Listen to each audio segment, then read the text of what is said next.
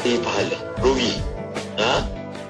Dan di sana ada orang yang beruntung walaupun dia tidur di atas katilnya, walaupun dia menunggang kuda ataupun menaiki kenderaan, dia bekerja di pejabat, bukan dia datang ke masjid, tetapi mereka ini mendapat pahala di sisi Allah. Contohnya kita datang bekerja setiap hari, daripada hari Isnin sampai hari Sabtu. Kalau DJ ni hari Ahad pun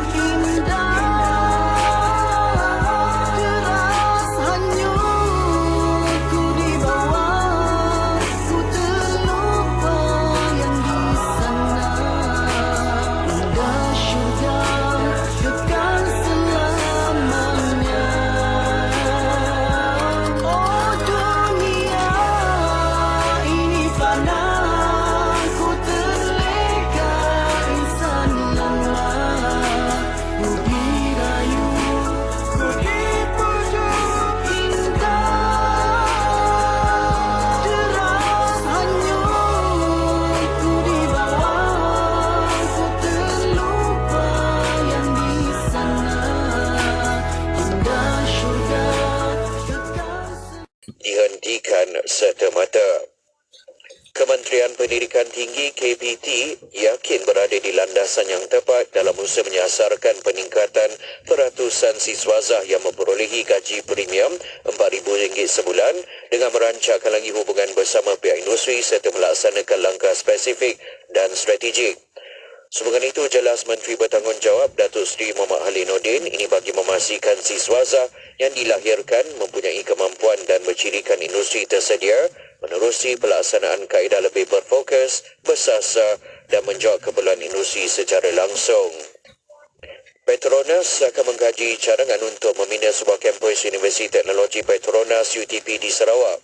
Bercakap demikian kepada pihak media selepas majlis perasmian kampus Maktab Rendah Sains Bara MRSM Bintulu yang dibangunkan oleh Petronas di Bintulu, Sarawak, pengurusi Petronas Tan Sri Muhammad Baki Saleh berkata pihaknya perlu mengambil kira pelbagai faktor terlebih dahulu sebelum membuat sebarang keputusan mengenai cadangan berkenaan. Sekian saja berita Ikim untuk edisi 10 pagi ini. Assalamualaikum warahmatullahi wabarakatuh dan teruskan kesetiaan anda bersama Ikim Inspirasi Inforia Islami. Laporan berita tadi dari sumber bernama.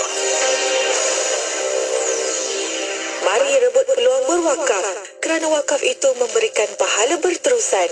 Bersama sertai program wakaf buku Ikim untuk diberikan kepada mereka yang memerlukan. Program ini memberi manfaat kepada pihak-pihak yang memerlukan buku-buku ilmiah seperti perpustakaan awam, perpustakaan sekolah tahfiz, perpustakaan universiti, pusat sumber masjid dan lain-lain. Sekiranya anda berminat untuk menyertai program wakaf buku IKIM ini, hubungi atau WhatsApp 011-5769-5400 untuk tahu kaedahnya. Kapsul Masa.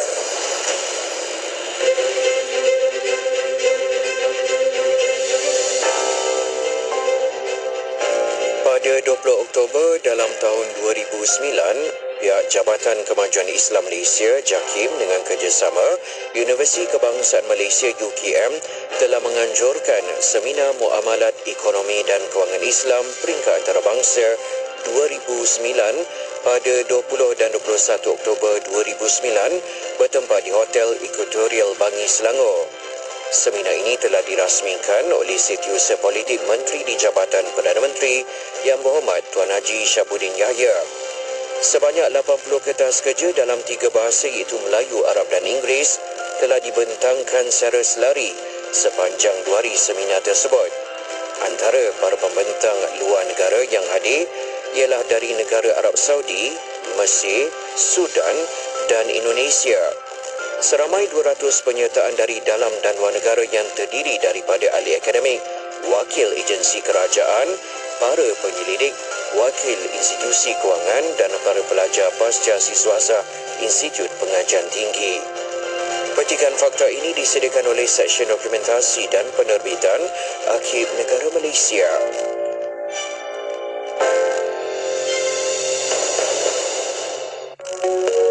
Malaysia Madani adalah panduan, ikhtiar holistik dan dasar pentadbiran yang berteraskan kasih sayang.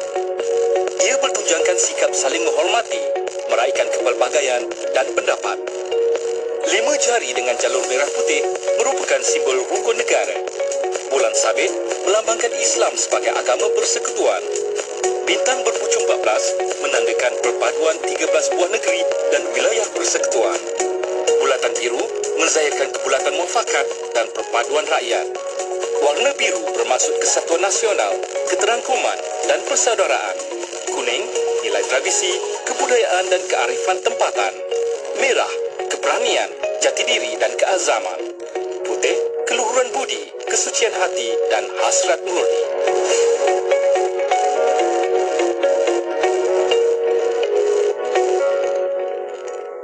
Sentiasa bersama berkongsi info terkini. Pastinya di IKIM, inspirasi informa isu.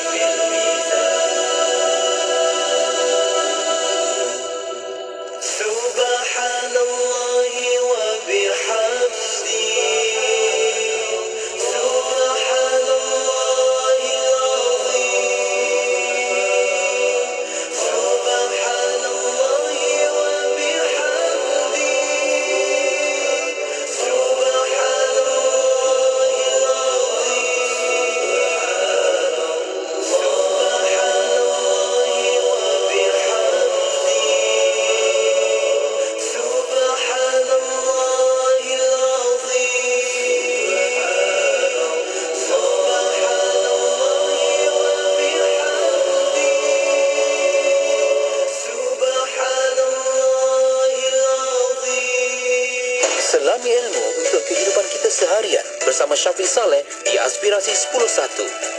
IKIM, Inspirasi Inforia Islami.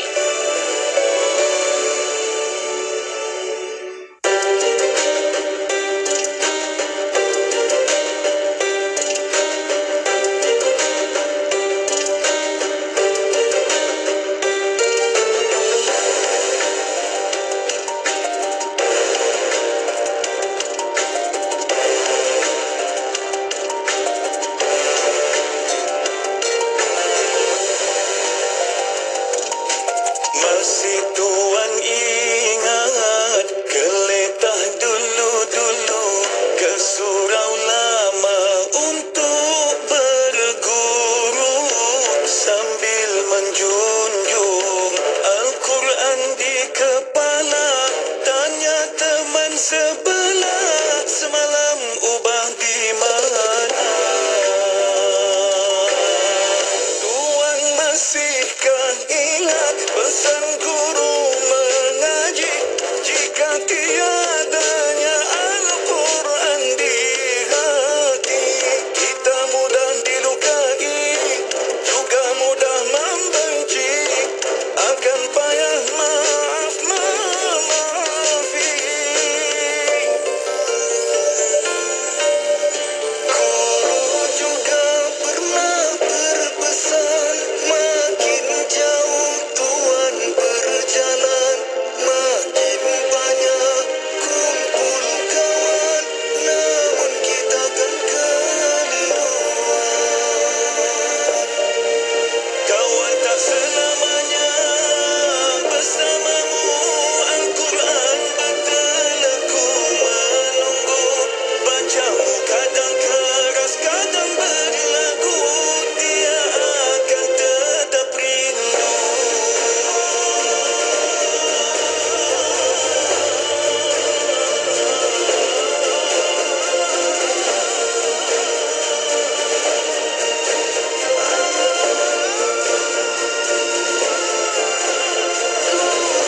Juga pernah berpesan, makin jauh tuan berjalan, makin banyak kumpul kawan, namun kita kan keliruan.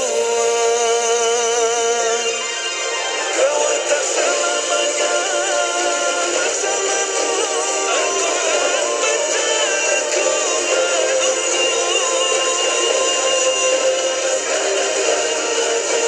Dia akan tetap rindu.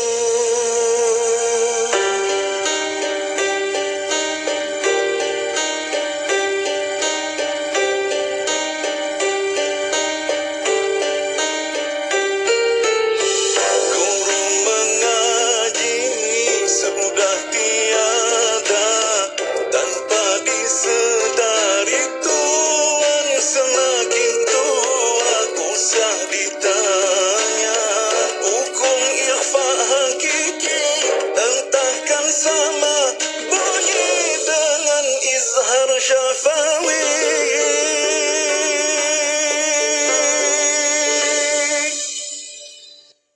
Bersama kita melabur saham akhirat dengan menghulurkan sumbangan dana bagi mereka yang memerlukan.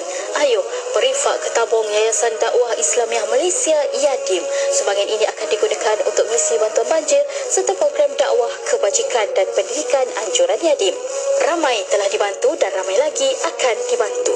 Sumbangan boleh disalurkan terus ke akaun Maybank YADIM 5660105428 atau layari laman sesama YADIM www.yadim.com.my untuk sumbangan anda.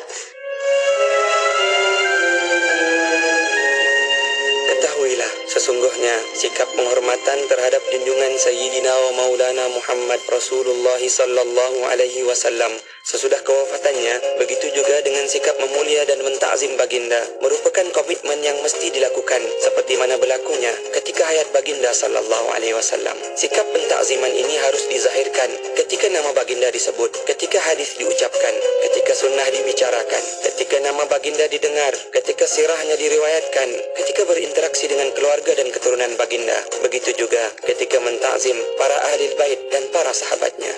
Sidi Abu Ibrahim At-Tajibi radhiyallahu anhu berkata, wajiblah bagi setiap pribadi mukmin setiap kali menyebut atau disebut kepadanya tentang junjungan baginda sallallahu alaihi wasallam untuk merendahkan hati, khusyuk, mensopankan keadaan diri dan berhenti dari pergerakan anggota. Hendaklah dia apabila menyebut atau disebut kepadanya tentang junjungan baginda sallallahu alaihi wasallam merasai kehebatan dan kebesarannya dengan sekira-kira itulah yang akan dirasai kalau dia menghadap junjungan baginda sallallahu alaihi wasallam. Lagi hendaklah seorang mukmin itu beradab kepada baginda sallallahu alaihi wasallam seperti mana adab yang dituntut Allah Subhanahu wa taala dalam berinteraksi dengan nabinya sallallahu alaihi wasallam.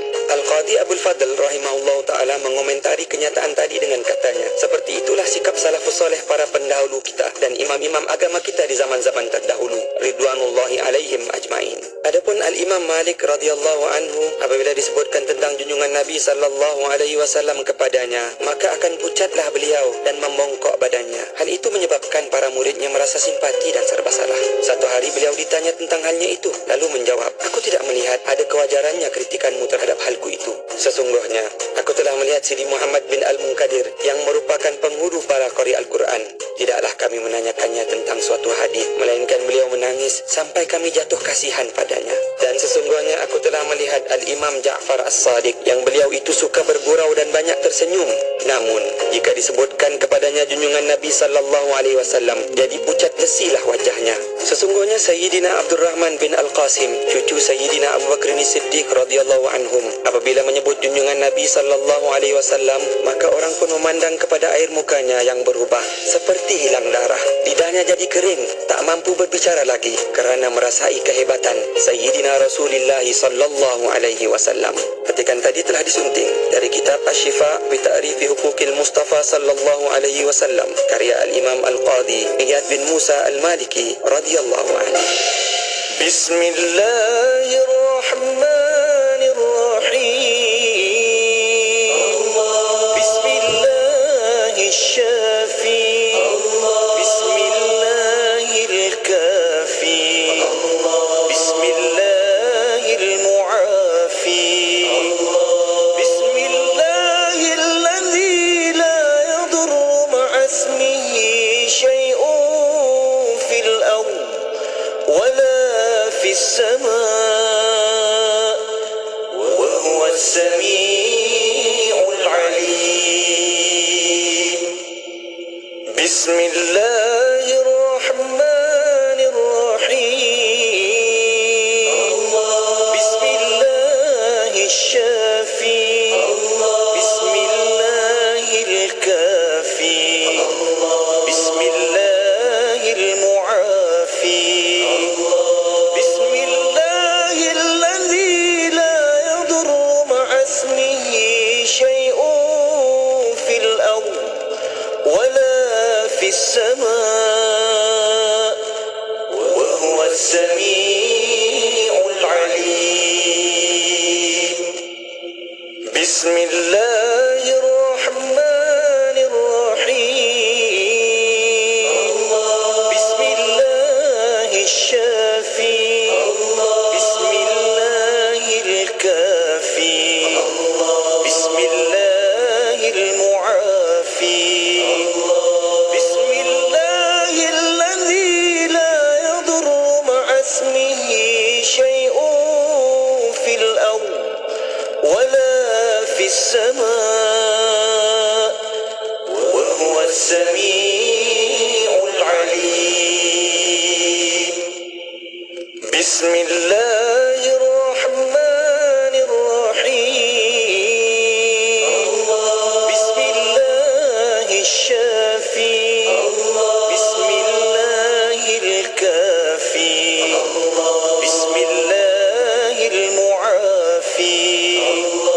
Bismillahilladzi la yadurru ma'asmihi syai'un fil ardh wala fis sama'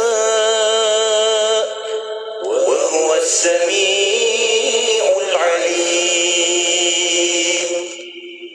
Bismillahirrahmanirrahim.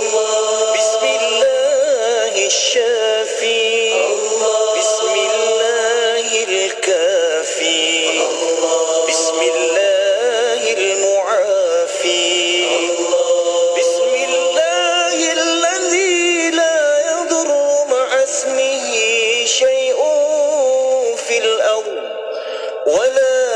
السماء وهو السميع العليم.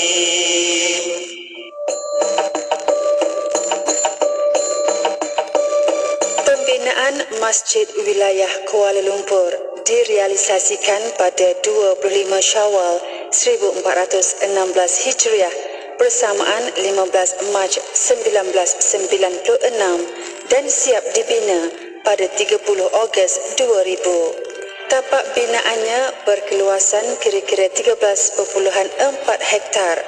Masjid Wilayah diilhamkan oleh Tun Dr. Mahathir Mohamad ketika menjadi Perdana Menteri keempat. Ia merupakan projek Jabatan Agama Islam Wilayah Persekutuan Kuala Lumpur dan diiktiraf berstatus Masjid Negeri. Masjid Wilayah Persekutuan terletak di sebuah kawasan berbukit Jalan Duta, berhampiran susur masuk ke pusat Bandaraya Kuala Lumpur dan dirasmikan oleh Sri Paduka Baginda Yang di-Pertuan Agong Tuanku Said Sirajuddin Ibni Almarhum Tuanku Said Putra Jamalullah pada 18 Februari 2005. Masjid Wilayah Persekutuan adalah sebuah masjid berkonsepkan masjid dalam taman menggunakan sentuhan tradisi masjid-masjid Uthmaniyah di Turki.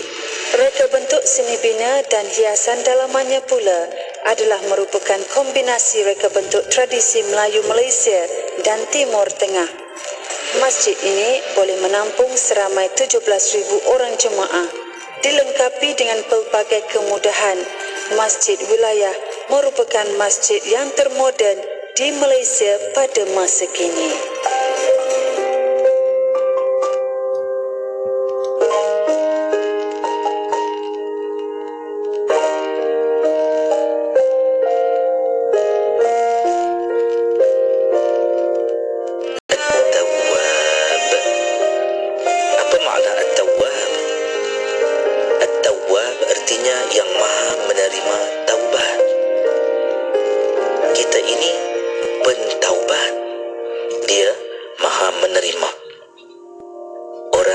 Senantiasa bersedia menerima tetamu, tentu akan selalu mempelawa tetamunya datang. Hal yang sama, lebih hebat pada Allah, kerana Dia sentiasa menanti saat kita memohon, Ya Allah, aku bertaubat padamu. Ketika itulah Dia berkata, akulah yang namanya At-Tawwab.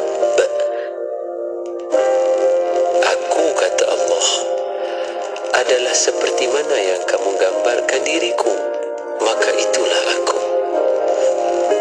Kalau kita menggambarkan Allah dengan At-Tawwab, yang sentiasa menerima taubat, insya-Allah Allah akan pandang kita dengan wajah yang sentiasa meridai atas kita. Bismillah.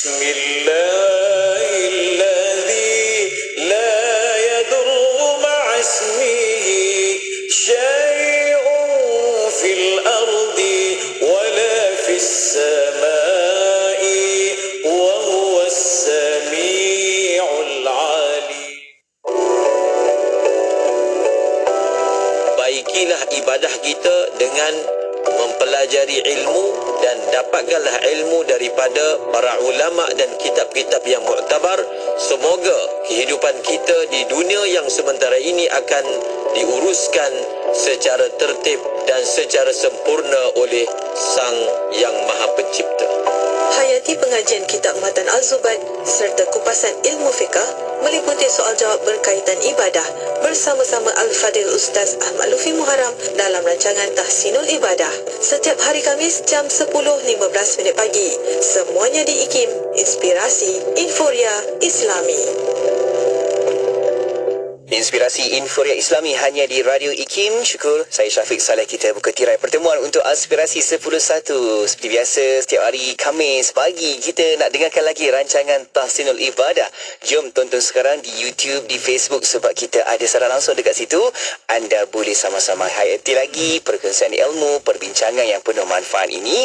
Okey, dan kalau ada soalan pertanyaan boleh hantarkan sekarang ke talian WhatsApp konti 01129004 juga boleh letakkan soalan pertanyaan anda itu di bahagian ruangan komen di Facebook juga di YouTube IKIM. Okay? Dan sekarang jom kita nak sama-sama membawakan penampilan dengan tetamu kita di talian ketika ini, iaitu Al-Fadil Ustaz Ahmad Lufi Muharram yang ada pun ada dekat sini. Jom nak sama-sama mengalukan Al-Fadil Ustaz. Assalamualaikum Ustaz. Waalaikumsalam warahmatullahi wabarakatuh. Syukur, Masya Allah Ustaz. Apa khabar Ustaz? Alhamdulillah. Syafiq, apa khabar? Sihat? Baik, seadanya Ustaz. Kan syukur banyak-banyak ni sebab kita biasa kat sini sentiasa dapat lagi ikuti perbincangan ilmu, insya-Allah. Dan untuk itu Ustaz, kita nak bawakan perkongsian pada kali ini berkaitan dengan bacaan kitab kita, meneruskan lagi kitab Intisari Matan Al-Zubat. Mungkin ada sahabat-sahabat pendengar kita yang sedang ikuti ketika ini, boleh buka di bahagian tempahan dan gadaian. Jadi kita akan sama-sama bacakan dari sudut syair-syair kata di situ untuk kita teliti lagi. Ustaz, di awal ni sebelum kita nak membawakan bicara lanjut, kita mungkin ada sedikit mukadimah awal untuk persediaan hati, jiwa, minda kita mendengarkan Tahsinul Ibadah pada kali ini. Silakan Ustaz. Assalamualaikum warahmatullahi wabarakatuh. Bismillahi wassalatu wassalam ala Rasulillah wa ala alihi wa sahbihi wa man wala, amma ba'd. Bersyukur kita kepada Allah Subhanahu wa taala masih lagi memberi nafas, alhamdulillah, untuk kita hidup, yang memberi makna kita masih hidup, yang memberi makna kita masih ada peluang. Kalau kita bangun tidur, buka mata, boleh buka mata, boleh menghirup nafas, maknanya kita masih ada peluang dan kita masih diberi peluang. Gunakanlah peluang ini. Gunakanlah peluang ini kerana peluang ini tidak pernah akan berulang. Dalam sejarah manusia tidak pernah ada sesiapa yang diberi peluang hidup itu dua kali. Tak pernah ada sesiapa. Setiap daripada kita, dia akan hidup sekali, dia akan mati sekali. Gunakanlah yang sekali itu pada perkara-perkara yang memberi manfaat kepada kita, dan sudah tentulah manfaat yang dimaksudkan adalah manfaat yang bersifat lama, manfaat yang bersifat kekal. Bukan hanya kita mencari bahagian daripada dunia sahaja, tetapi kehidupan akhirat. Kehidupan akhirat yang kita dambakan. Kita boleh gunakan pekerjaan kita sebagai jambatan akhirat sebenarnya. Boleh. Kita boleh gunakan komunikasi kita, PR kita dengan orang sekeliling kita sebagai jalan untuk kita meraih dan menuai hasil yang lumayan di hari akhirat. Iaitu dengan apa? Dalam setiap urusan kita, kita praktiskan agama. Kita niat supaya paling kurang kalau kita tak boleh memberi, jangan menyakiti. Kalau kita tak boleh memberi, jangan mengganggu orang lain. Basic satu orang mukmin, dia jaga tangan dia, dia jaga lidah dia, daripada dia itu perkara yang menyakiti orang lain. Paling kurang seorang mukmin jaga lidah dia daripada menyakiti orang lain, jaga anggota tangan dia daripada menyakiti orang lain. Lebih daripada itu, kita gunakan lidah kita untuk menyenangkan hati orang lain. Kita gunakan lidah kita untuk bantu orang lain. Kita gunakan tangan kita, kaki kita, kudrat kita, kederat kita untuk bantu orang lain. InsyaAllah kita akan dapat sesuatu yang hebat di hari akhirat. Wallahu a'lam bissawab. Amin, amin. Masya-Allah Ustaz. Silakan Ustaz, apa sahaja yang Allah kurniakan kepada kita, kita boleh kembalikan untuk berbakti kepada Allah, yang terutamanya sentiasa kita ada takwa di situ dan kita sama-sama berbakti kepada sesama manusia untuk memberikan manfaat kepada orang lain juga, insya-Allah. Semoga hidup kita ini penuh dengan keberkatan. Terima kasih Ustaz atas pesan-pesan itu. Insya-Allah kita sama-sama ingat dan sampaikan lagi. Okey. Dan Ustaz, jom kita nak sama-sama buka lagi untuk kitab Intisari Matan Al-Zubad.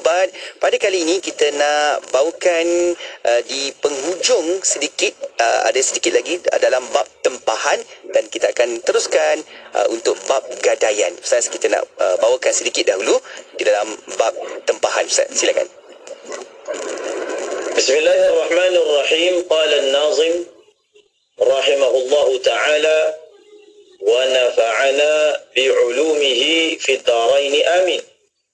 Ayyin lidhi ta'jili mawdi' al-adha illam yuwafiqhu makanun uqida.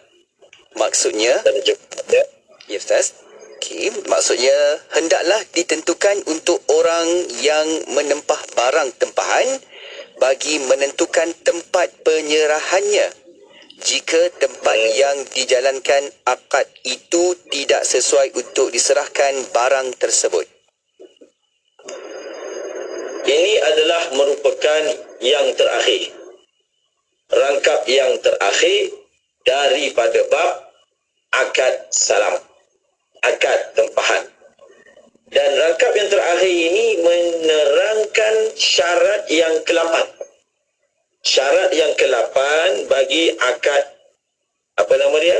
Akad salam, ataupun kita panggil akad tempahan. Mudah sahaja. Syarat yang ke-8 ini adalah hendaklah kamu menentukan, hendaklah kamu tentukan, tetapkan. Kalau akad tempahan yang kita buat ni adalah akad tempahan yang dia jenis muajjal. Muajjal ni maknanya apa? Dia bertempoh. Ada tarikh tertentu yang kita perlu serahkan barang tempahan oleh customer kita. Maka perlulah dipersetujui semasa akad itu. Perlulah dinyatakan secara jelas ketika akad itu, barang ni yang ditempah itu akan diserahkan di alamat mana. Di alamat mana. Saya fikir syarat ini kita semua bersetuju bahawasanya ia perlu. Kita nak beli barang, kita nak tempah barang. Apakah maklumat yang akan diminta daripada kita? Nama kita, nombor telefon kalau sekarang ni supaya mudah dihubungi. Tapi ada lagi yang lebih core daripada itu adalah apa? Alamatnya. Nak hantar kat mana? Nak hantar kat mana? Sebab itu kalaulah dalam aplikasi tempahan yang kita beli secara online, kita tak boleh keluar daripada aplikasi itu melainkan kita isi alamat itu dengan sempurna. Isi alamat dengan sempurna, barulah kita dikira selesai, kita dikira tamat. Itu bagus, kerana itu adalah perkara yang utama bila dibuat tempahan misalnya secara online, dan penghantaran akan dibuat, maka sudah barang pastilah maklumat alamat itu adalah benda yang sangat penting, rukun utama yang perlu dinyatakan dengan jelas, mengikut kaedah-kaedah alamat lah. Kalau zaman sekarang, dulu tak ada postcode ni. Zaman sekarang ada postcode, pembahagian mengikut kampung ke, mengikut jalan ke, mengikut daerah. Segala maklumat yang memang perkara ini sebenarnya telah establish. Sekarang ni pun maklumat ni boleh di search, kita dapat melalui online sahaja. Kita isi, tujuannya sangat jelas, sangat pasti, supaya dapat menyempurnakan serahannya. Kemudian dalam bait syahadat itu dia ada sebut bahawasanya syarat supaya kena dinyatakan di mana nak serah barang, sekiranya tempat yang berlaku akad itu tempat yang tak sesuai untuk dibuat serahan. Tapi kalau tempat itu sesuai dibuat serahan, contohnya kita buat tempahan tu kat kedai, kita tempah baju, kita tempah apa, Jadi dan tempat itu memang sesuai untuk dibuat penyerahan. Maka tak perlu dah dinyatakan nak serah kat mana. Bila kita tempah kat kedai itu, maka maknanya collect dia, kutipan barang itu kita ambil kat mana? Kat kedai itulah. Kedai yang kita tempah itu memang kedai yang sesuai untuk dikutip barang, dikolek barang tempahan. Maka secara automatik maknanya, walaupun dia tak nyatakan, maknanya barang itu akan dikutip, barang itu akan dikolek di mana? Di tempat berlakunya akad salam tadi.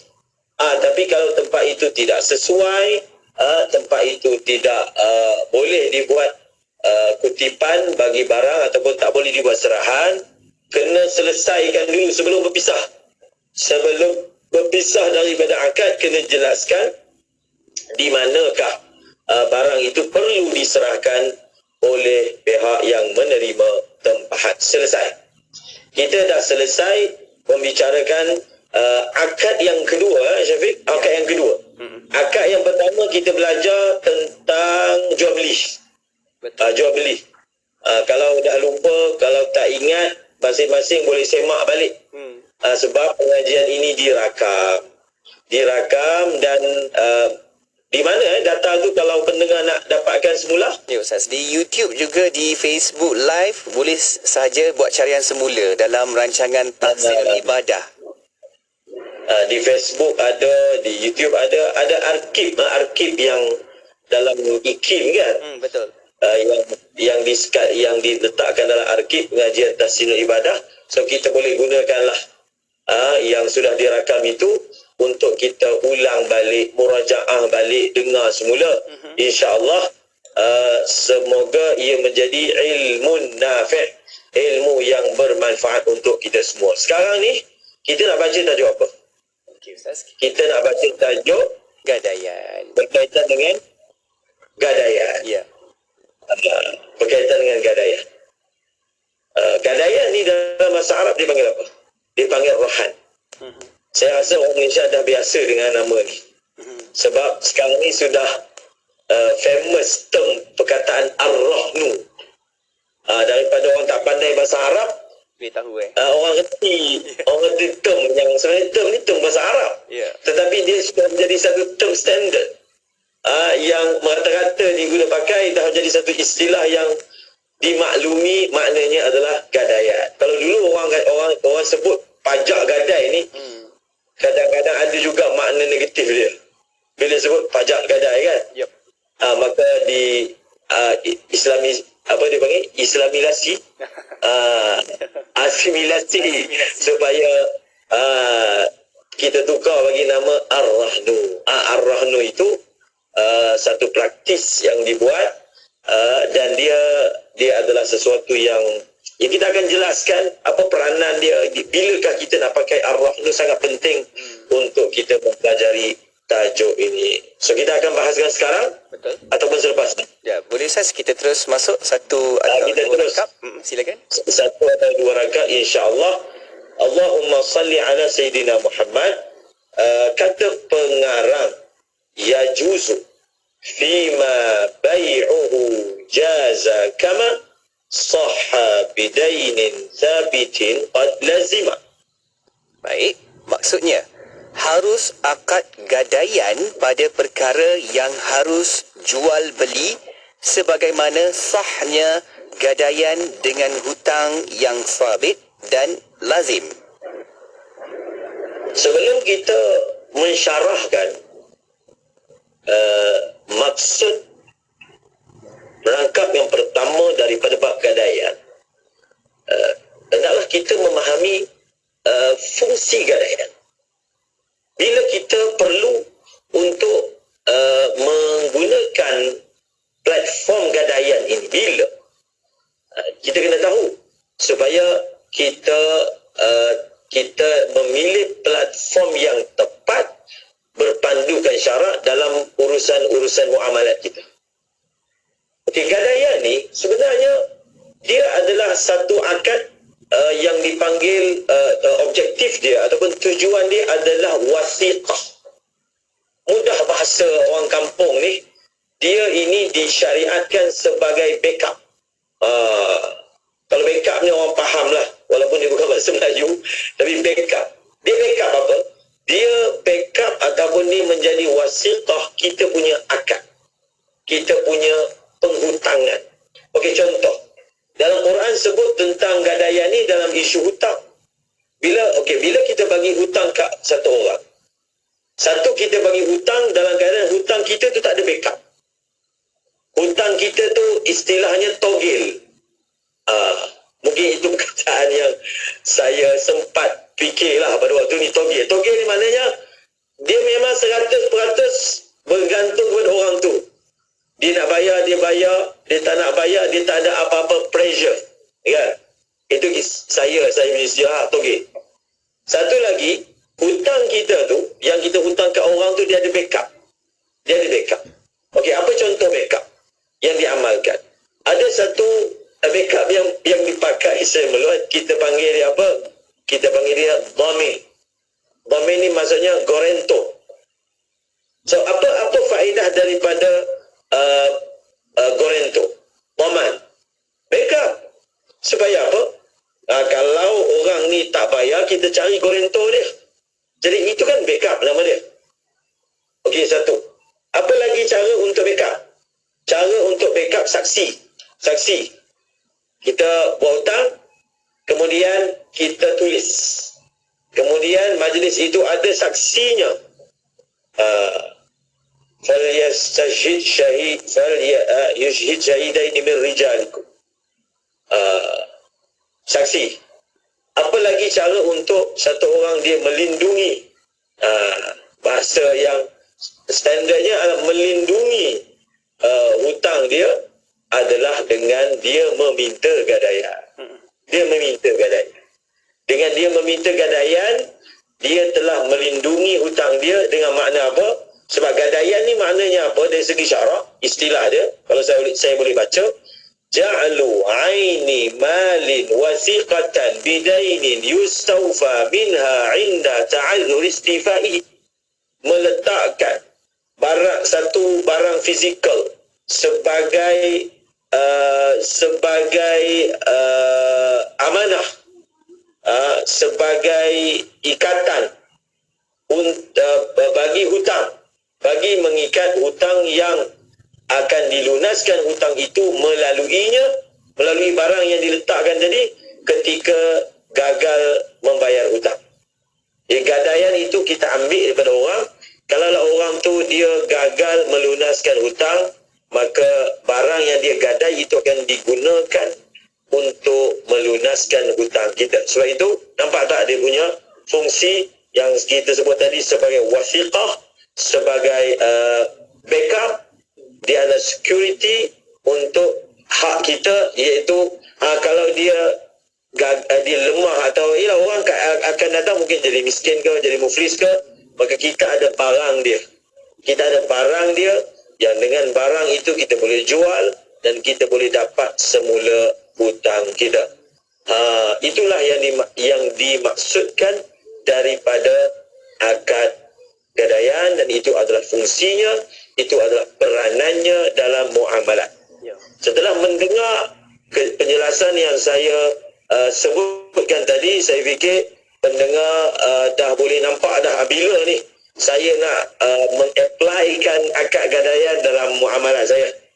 Tapi tunggu dulu, ketika nak apply akad gadaian kena belajar.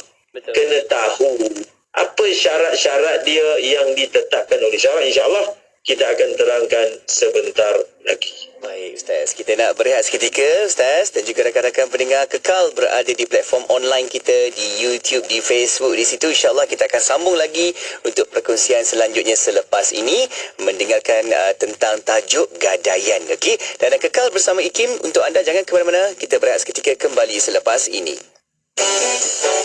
Jangan tangguh kerja kerana itu akan menambahkan jumlah kerja yang anda kena buat dan risiko untuk anda lupa itu tinggi. Nanti mulalah anda stres tahap tinggi. Apa kata anda senaraikan semua kerja yang anda kena buat dan pilihlah kerja yang paling penting untuk dibuat dahulu. Barulah anda mampu mengukir senyuman walaupun fail anda bertimbun di atas meja. Pesanan khidmat awam ini daripada saya, Siti Rohani Surani, untuk Radio IKIM, Inspirasi Inforia Islami.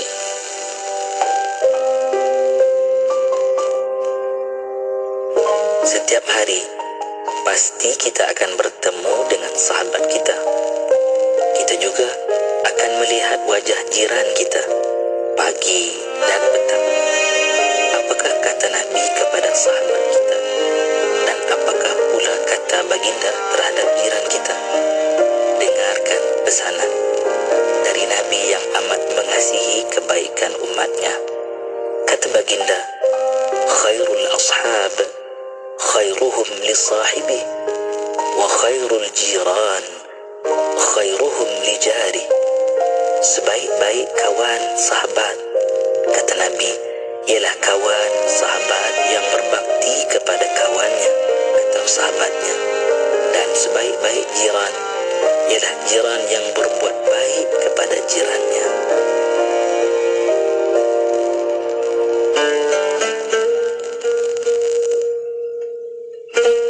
عن أنس بن مالك رضي الله عنه روي ثلاث منجيات خشية الله تعالى في السر والعلانية والعدل في الرضا والغضب والقصد في الفقر والغنى وثلاث مهلكات هوى متبع وشح مطاع وإعجاب المرء بنفسه. Maksudnya, 3 perkara yang menyelamatkan takut kepada Allah Ta'ala, sama ada dalam sembunyi atau terang-terangan, adil ketika reda dan marah, dan berjimat cermat ketika miskin dan kaya. Manakala 3 perkara yang membinasakan, hawa nafsu yang diikuti, orang yang kedekut yang ditaati, dan seseorang yang merasa ujub dengan dirinya sendiri. Peringatan kepada semua pemandu-pemandu lorong-lorong yang disediakan di negara kita ni, ada 2, 3, 4 lorong, ada yang 5 lorong pada satu hala, dan kerajaan menghabiskan duit berjuta-juta walaupun tuan-tuan bayar tol, tetapi keselamatan itu diutamakan. Jadi lorong yang paling kiri itu adalah pemanduan yang bawah daripada 70 km sejam. Lain yang kedua 80, lain yang ketiga 90, dan lain yang lalu untuk lain memotong yang dalam sekali, ke kanan sekali, itu adalah 110 had laju di negara kita. Jadi kalau tuan-tuan bawa kereta yang sisinya kecil, kenapa mesti duduk di lorong paling laju? Duduklah di lorong yang betul supaya anda selamat sampai ke destinasi. Jangan terkejar-kejar, nanti anda dikejarkan ke tempat lain. Ini yang payah nanti. Jadilah pemandu bijak, kocik selamat, jiwa selamat, harta selamat. Keselamatan diutamakan. Teruskan bersama IKIM, Inspirasi Inforia Islami. Kembali bersama IKIM Inspirasi Inforia Islami. Syukur kita berada di rancangan Tahsinul Ibadah. Saya Syafiq Saleh dan nak ajak anda untuk terus juga berada di platform media sosial kita, di YouTube, di Facebook IKIM, sebab kita ada secara langsung dekat situ. Boleh sama-sama lihat sendiri, saksikan sendiri dengan perkongsian ilmu oleh Ustaz Ahmad Lufi Muharram. Terus saja ke telefon pintar anda. Okey, dan menerusi perkongsian kita pada pagi ini, nak bawakan lagi dengan tajuk gadaian. Kita nak faham lagi dalam tajuk ini. Jom kita nak teruskan lagi bersama-sama dengan Ustaz Ahmad Lufi Muharram. Silakan Ustaz untuk perkongsian selanjutnya. Bismillahirrahmanirrahim. Gadaian ini ada berapa rukun? Ada berapa rukun? Kita belajar dulu rukun. Pertama, yang pertama dipanggil Ar-Rahin. Ar-Rahin, penggadai. Yang kedua, Murtahin, yang menerima gadaian. Yang ketiga, Marhun, barang gadaian. Yang keempat, Marhun Bihi. Marhun Bihi ini maksudnya hutang. Hutang yang kerananya diletak gadaian. Yang kelima adalah Sirah. Sirah, ijab dan qabul. Ada 5 rukun rukun bagi gadaian. Kita ada orang yang menggadai, kita ada orang yang menerima gadaian yang dipanggil murtahin, ada barang yang digadai, ada hutang yang kerananya barang digadai, dan yang kelima sirah. Sirah ijab dan kabul antara kedua belah pihak. Setelah kita mengetahui secara ijmal, secara kasar struktur bagi gadaian, marilah kita melihat pula apakah syarat-syaratnya. Syarat yang pertama, kata pengarang, harus, maksudnya gadaian pada benda yang harus dijual. Mudah bahasanya, barang yang kita nak gadai ini, syarat ni adalah apa? Ini adalah syarat barang gadaian. Jadi syarat barang gadaian ni, barang yang boleh dijual, barang itu boleh digadai. Barang yang tak boleh dijual, maka barang itu tak boleh digadai. Apakah barang-barang yang boleh dijual dan apakah barang-barang yang tak boleh dijual? Mudah sahaja, kita dah belajar sebelum ini.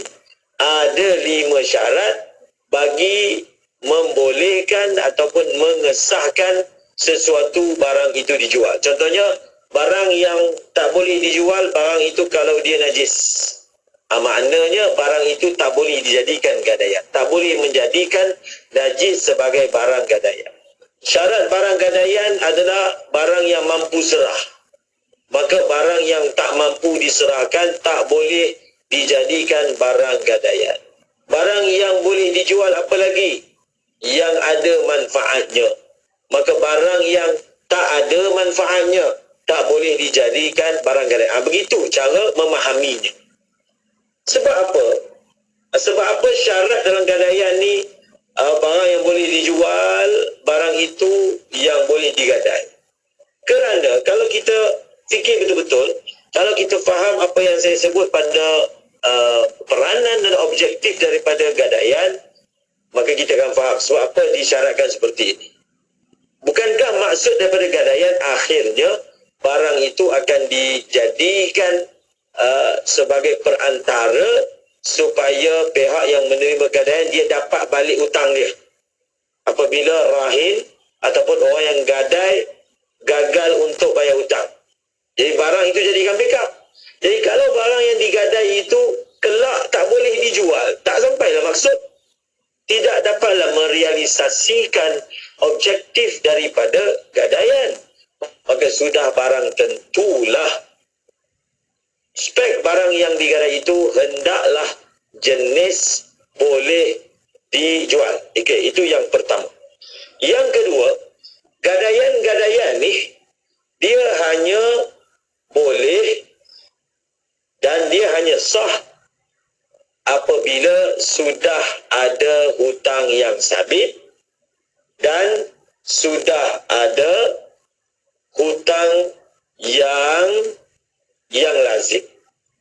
Gadai ini hanya untuk hutang yang sabit, hutang yang dah ada.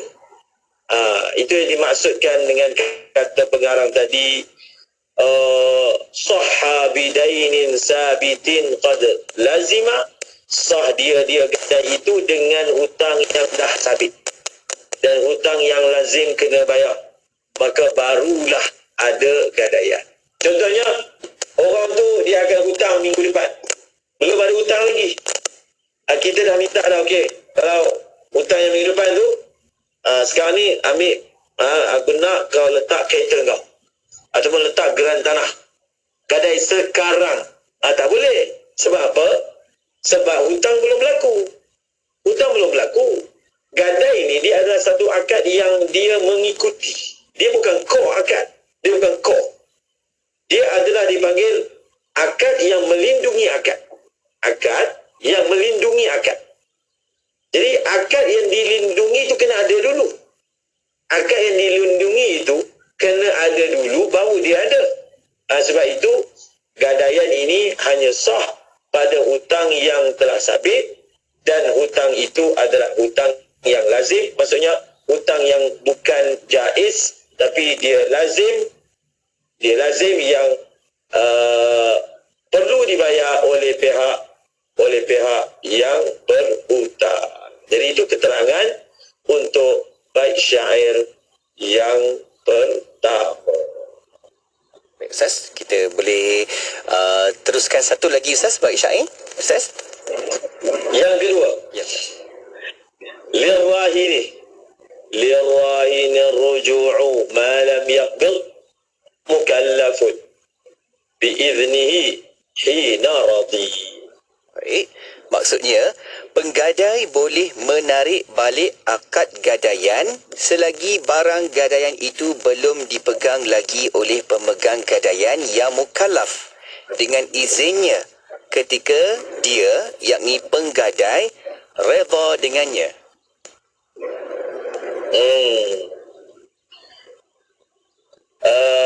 Orang yang nak gadai barang dia kena tahu. Dia kena tahu apa? Dia kena tahu akad gadaian ini adalah akad lazim. Lazim. Lazim mana tarik balik. Kalau kita dah gadai, tarik balik. Kita ni lah tarik balik. Orang yang menerima gadaian, dia boleh tarik balik. Contohlah, dia terima gadaian. Betul dia kesian tengok orang tu jalan kaki. Biasa dia motor. Dah kena jalan kaki pergi masjid. Sebab motor dia itu digadai. Contoh. Maka dia kata tak payahlah. Ambillah balik motor ni. Tak payahlah gadai. Boleh. Untuk dia boleh. Sebab itu hak dia. Dia boleh tanazul. Dia boleh kurangkan hak dia. Atau dia boleh lepaskan hak dia. Tapi kita kalau dah gadai, kalau kita dah gadai, kita tak boleh tarik balik. Kita tak boleh tarik balik sampailah kita lunaskan ke semua hutang kita. Jadi kena faham tu, siapa yang nak gadai, itulah risiko dia. Cuma kelaziman gadaian itu hanya bila kita dah serah. Kita boleh tarik balik kalau kita belum serah. Tapi kalau kita dah serah, maka kita tak boleh tarik balik.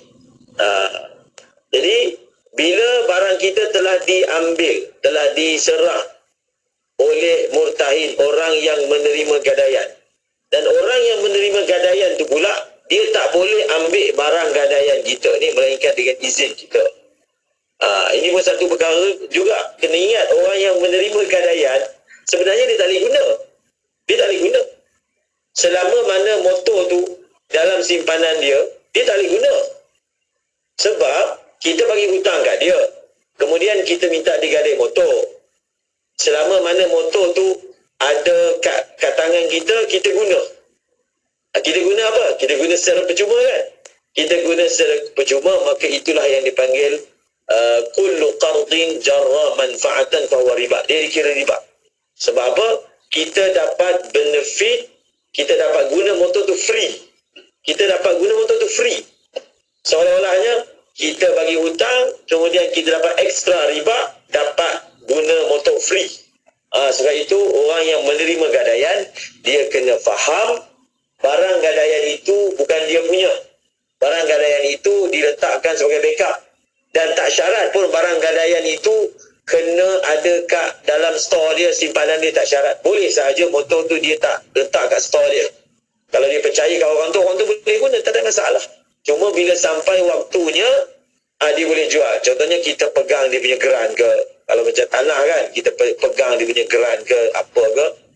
Bukan maknanya bila barang tu digadai, maka barang itu dia mesti ada kat tangan orang yang menerima gadaian. Boleh saja ada kat tangan penggadai. Kalau ada kat tangan orang yang menerima gadaian, pertama tadi dalam bait syair dia kata dia tak boleh ambil sendiri, kena ada izin. Sebab itu tetap barang orang, dan kalau dia nak jual pun kena ada izin juga. Dan dia tidak boleh menggunakannya secara mandatori, tak. Kerana ia boleh dikira sebagai riba. Kullu qardin jarra manfaatan bahawa riba adalah dia dapat dia punya modal dia. Orang tu bila bayar hutang bayar penuh, lepas tu dia dapat extra benefit, guna motor free. Itulah riba. Maka kena ambil perhatian kedua-dua pihak, pihak yang menggadai dan pihak yang menerima gadaian. Wallahu a'lam. Untuk baik yang